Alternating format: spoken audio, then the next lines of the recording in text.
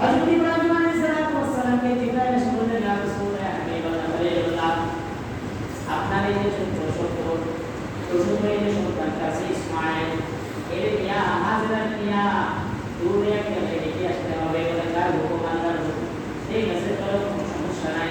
বর্তমান যেখানে খানে বাবা বাইতুল্লাহ, ওই বাইতুল্লাহ শরীফের ওইখানে কোনো ঘর নাই, কোনো বাড়ি নাই, কোনো পাখি নাই, কোনো পশু পাখি নাই, কোনো ছায়াদার কোনো গাছ নাই।